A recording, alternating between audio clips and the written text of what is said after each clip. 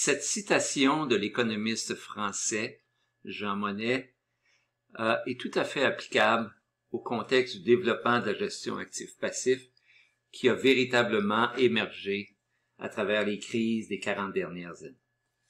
Nous passerons en revue les 3 crises majeures, soit la flambée des taux des années 80, le décloisonnement des institutions financières et la percée de l'immobilier des années 90, et bien sûr, la crise des subprimes de 2008-2009. Dans les années 70, 2 chocs pétroliers, 73 et 79, qui se traduisent par une augmentation des taux conséquente aux pressions inflationnistes. Donc, après quelques années, les autorités monétaires décident d'augmenter de façon importante les taux d'intérêt, ce qui n'est pas sans conséquence pour des institutions financières, dont les savings and loans aux États-Unis. Ces institutions d'épargne et de crédit américaines avaient des passifs, des dépôts, qui étaient crédités sur la base de taux de court terme, alors qu'elle utilisait cet argent qui lui était confié pour consentir des prêts à plus long terme. Bien évidemment qu'avec la hausse des taux, cela a créé un problème important du fait justement de l'écart entre les taux de court terme sur les dépôts puis les taux à long terme sur les passifs. Résultat, beaucoup de ces savings and loans ont fait faillite à ce moment, ce qui témoigne évidemment de l'importance d'une saine gestion du risque de taux. Plus tard, fin des années 80, début des années 90, on assiste au Canada et particulièrement au Québec, qui a été précurseur, à un décloisonnement des institutions financières.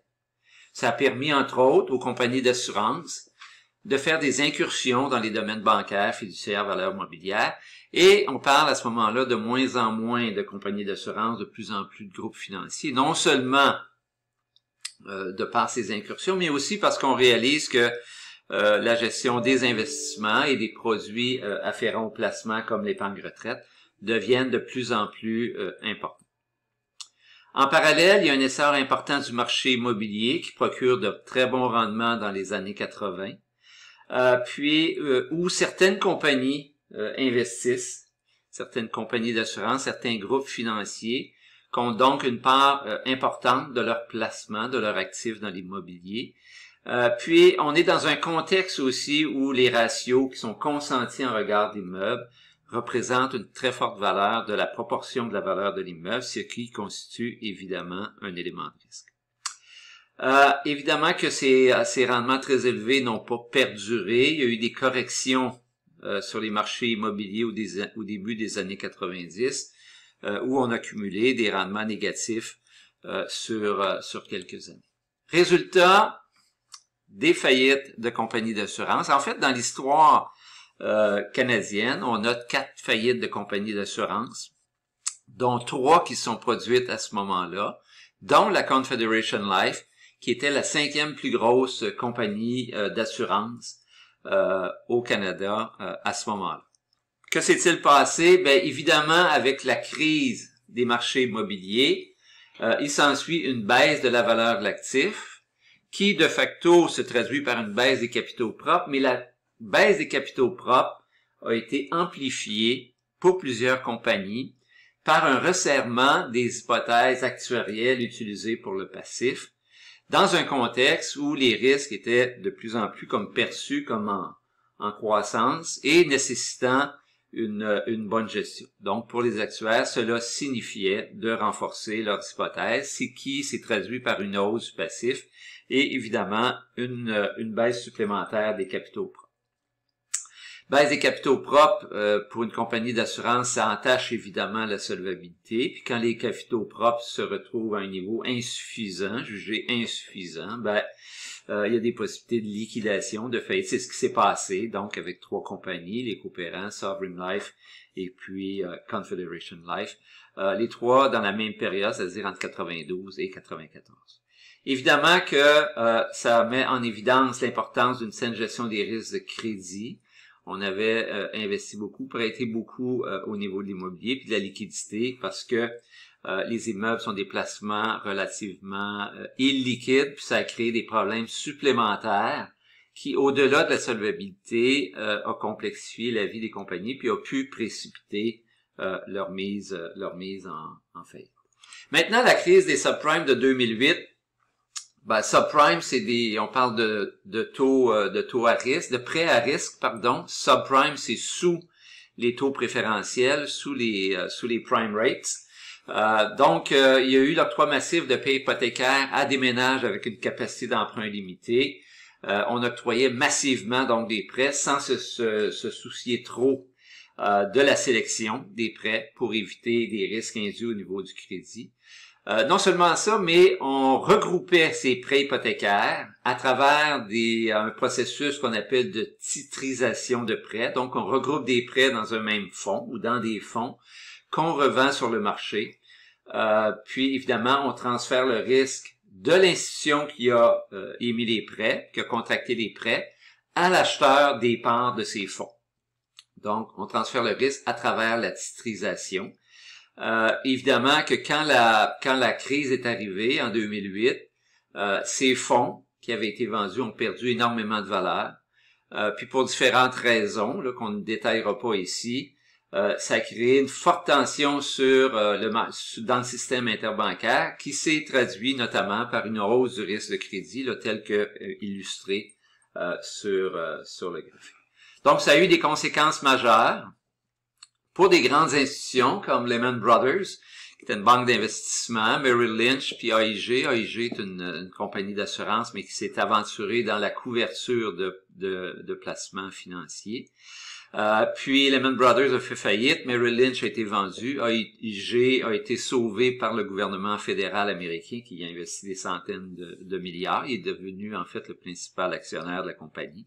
Puis ça évoque encore là l'importance d'une saine gestion des risques de crédit, de liquidité et de marché. C'est ce qu'on va regarder maintenant, les différents risques financiers. On va situer ça dans un contexte de gestion actif-passif. On va y aller successivement, le risque de crédit, le risque de liquidité, le risque de taux d'intérêt, le risque de marché, le risque de désintermédiation et finalement le risque de change. Le risque de crédit, c'est une perte de la valeur de l'actif. On consent des prêts et puis évidemment la personne qui bénéficie de ce prêt peut se retrouver dans une situation difficile, ce qui peut amener à ce qu'on appelle une détérioration de la qualité du crédit ou plus précisément une décote. Si l'entreprise qui investit l'argent, par exemple, a des problèmes financiers, on va revoir sa cote de crédit, ce qui va amener une augmentation du taux d'intérêt qu'on y associe parce qu'il y a davantage de risques. La hausse du taux d'intérêt se traduit par une baisse de la valeur de l'actif, qui est l'investissement dans la compagnie en question. Dans le pire scénario, c'est que non seulement il y a une détérioration de la qualité du crédit, mais il peut y avoir un défaut de la contrepartie. Donc, on investit dans une compagnie qui fait faillite, puis on se retrouve sans le sou ou avec un très faible retour sur l'investissement du fait justement de la faillite. Les impacts, la baisse de la valeur d'actifs, évidemment que ça a un impact sur la solvabilité de l'assureur, de l'institution qui a ces placements-là dans ses livres. La baisse de la valeur de l'actif se traduit, comme on l'a vu tout à l'heure, par une baisse des capitaux propres.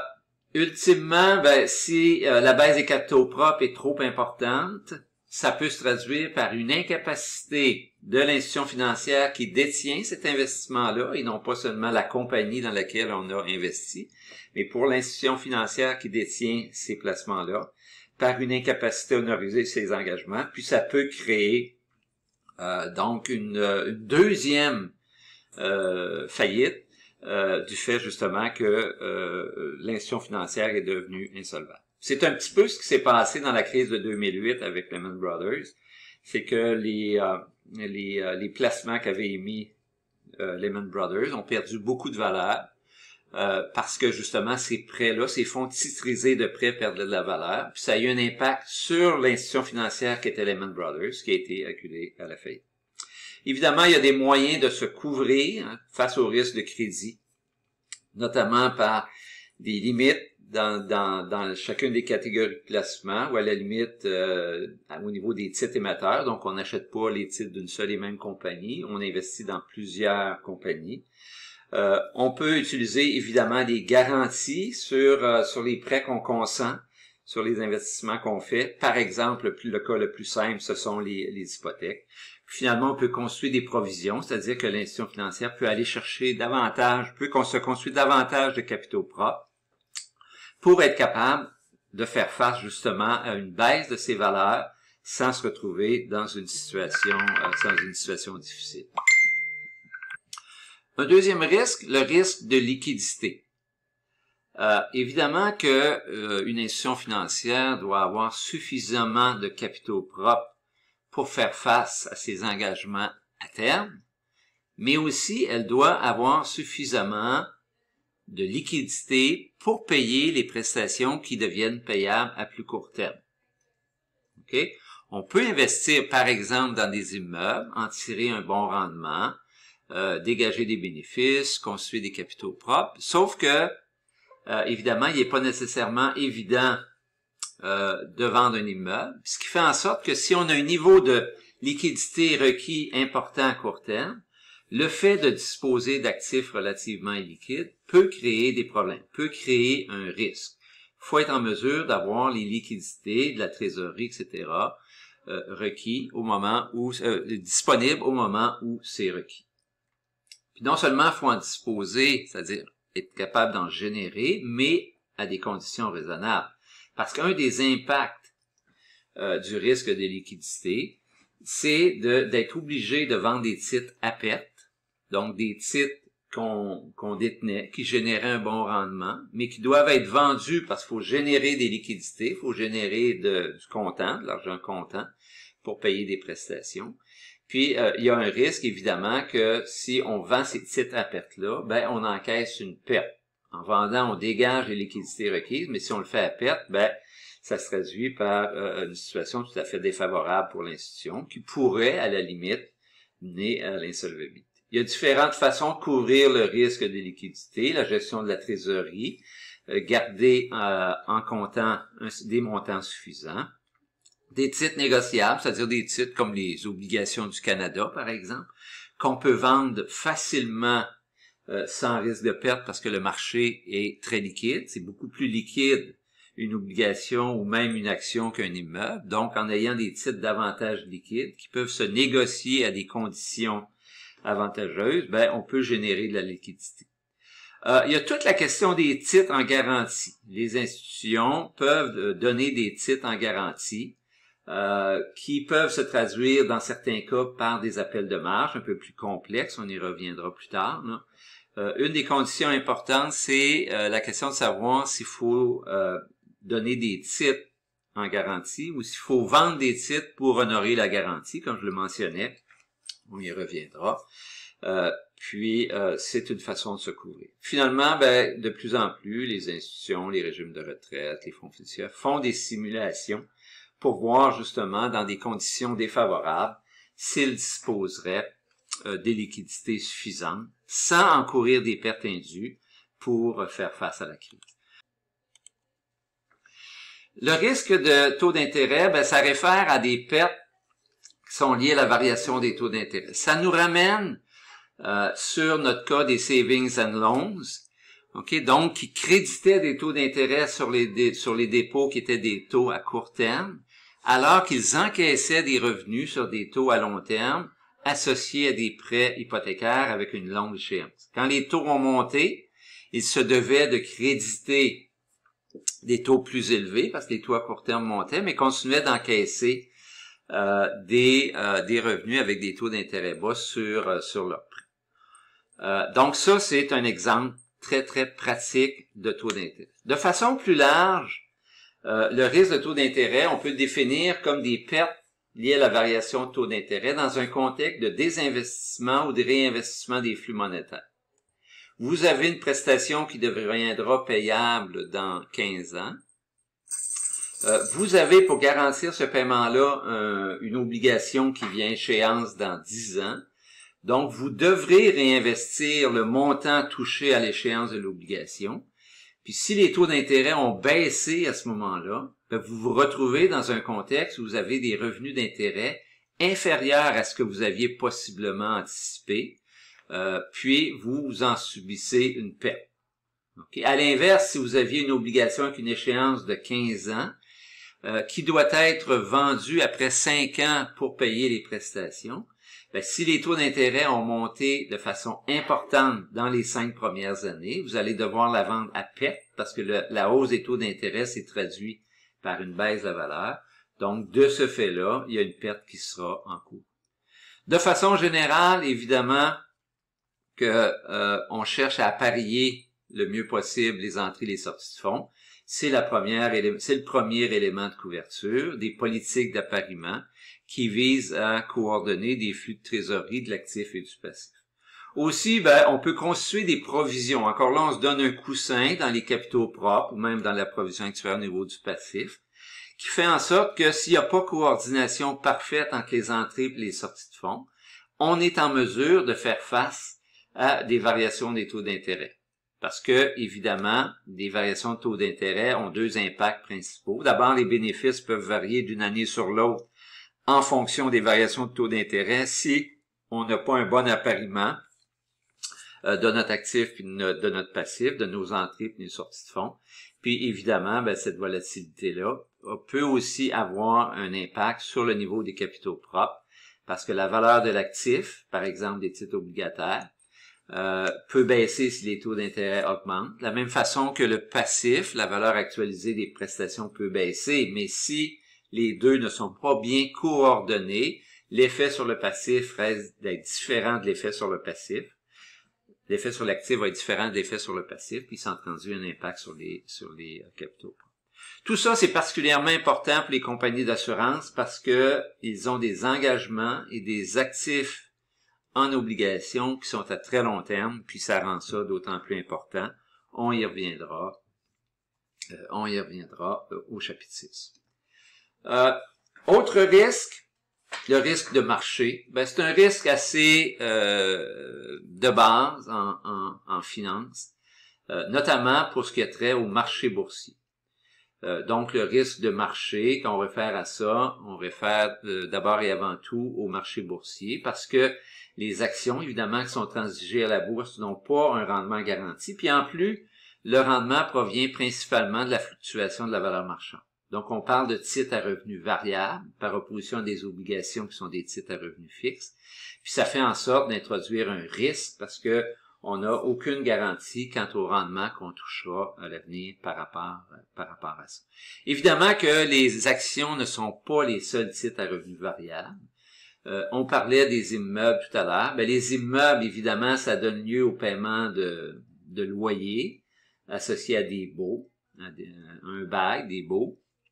Puis, évidemment, les baux, notamment dans le commercial industriel, peuvent avoir une échéance de quelques années.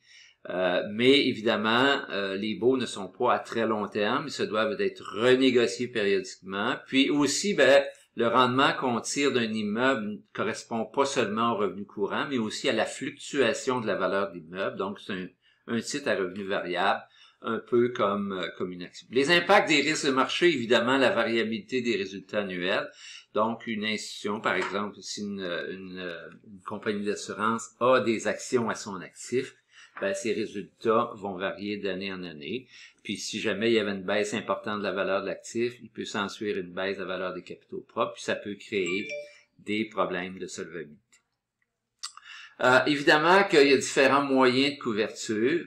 Un premier, fondamental, puis qui s'applique pratiquement à tous les risques, c'est de définir une politique de placement en lien avec les engagements de l'institution, puis la capacité de cette institution-là à prendre du risque. Puis ça, on pourrait voir cet énoncé-là comme la définition de la gestion actif-passif, là, parce que c'est justement gérer les investissements en tenant compte des engagements.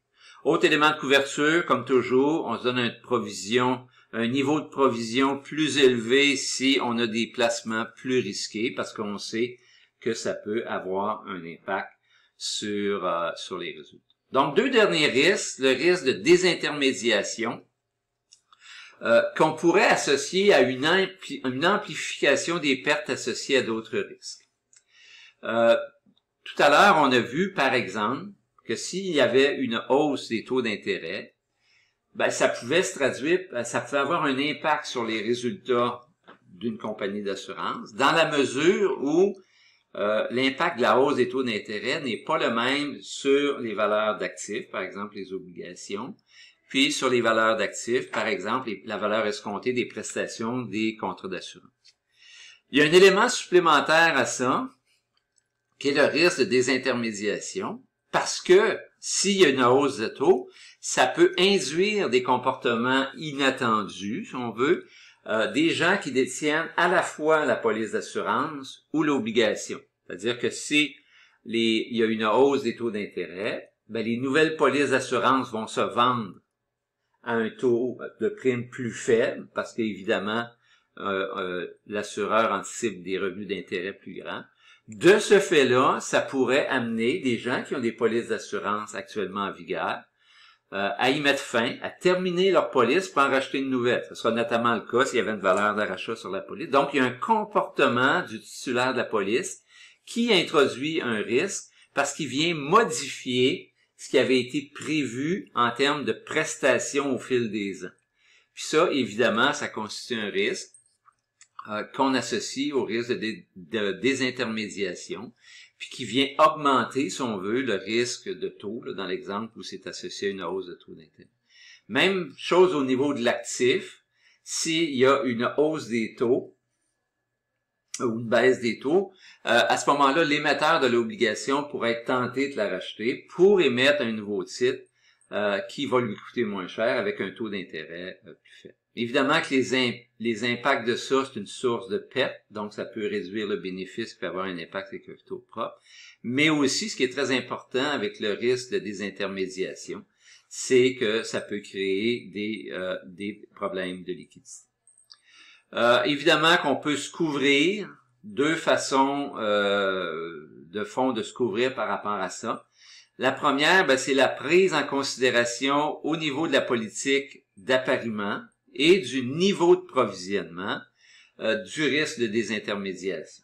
Donc, quand on établit, par exemple, les échéances qui sont souhaitables au niveau de l'actif, on tient compte des possibilités que les prestations du contrat d'assurance deviennent payables plus tôt, du fait justement du risque de désintermédiation.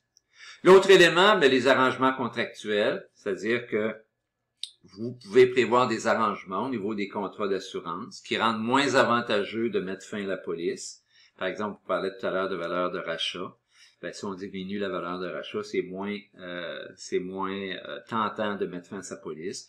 De la même façon, on peut acquérir des titres sur les marchés financiers, des obligations ou autres, où il n'y a pas ou peu de clauses justement qui peuvent s'avérer défavorables pour le détenteur du titre. Dernier risque, le risque de change. Évidemment que les taux de change, c'est-à-dire les taux relatifs des monnaies les unes par rapport aux autres, varient au fil du temps. Puis le principal risque de ça, c'est d'avoir des investissements qui sont libellés dans une devise autre que celle sous-jacente au passif. Le cas classique, simple puis très fréquent, vous êtes un assureur, vous êtes un fonds de placement, vous êtes un régime de retraite canadien, vous servez des clients canadiens en dollars canadiens, donc tout votre passif, tous vos produits sont libellés en dollars canadiens, mais vous investissez les sommes que vous détenez du fait de ces contrats-là, donc votre actif, sur des placements au niveau international. Donc, vous avez des revenus de vos placements qui sont impactés par le risque de change, l'évolution du dollar américain, de l'euro, etc., alors que c'est pas le cas de votre passif. Ça introduit un risque qui peut se traduire par une volatilité des bénéfices, impact sur le niveau des capitaux propres, etc. Il y a différentes façons de se couvrir pour ça. On pense de façon plus rapide. Là, c'est un risque sur lequel on va moins revenir. Évidemment que le premier élément de couverture, c'est de considérer les devises afférentes aux engagements pour définir la politique de placement. Cas extrême, vous avez des engagements qui sont uniquement en dollars canadiens. Si vous investissez uniquement dans des placements uniquement en dollars canadiens, vous avez une pleine couverture parce que vous n'avez plus de risque de change. Il y a aussi des politiques de couverture qu'on peut définir, qu'on peut mettre en place, puis par l'utilisation d'instruments financiers dérivés, par exemple un swap sur des taux de change, là, on pourrait couvrir notre risque de change. Puis évidemment, une dernière recette, un dernier élément de couverture, c'est de construire des provisions plus élevées pour justement faire face à des situations difficiles. Donc voilà, en conclusion, ce qu'on peut dire, c'est que les crises, il y en a eu, puis il y en aura d'autres. On n'est pas à l'abri de ça, puis même on peut parler d'une accélération du rythme des crises dans les dernières années, puis on a listé ici certains éléments qui peuvent contribuer à ces crises-là. Un des éléments qui risque de nous impacter dans les prochaines années, évidemment, ce sont les taux d'intérêt. Depuis la fin des années 70, avec la crise, avec les chocs pétroliers, évidemment, on assiste à des baisses graduelles et à des niveaux très très faibles des taux d'intérêt. Si on en juge par la taille du nouveau directeur de la Fed, de Jerome Powell, on est susceptible d'assister à une augmentation des taux d'intérêt, ce qu'on a déjà commencé à noter là, dans un contexte de l'inflation récente.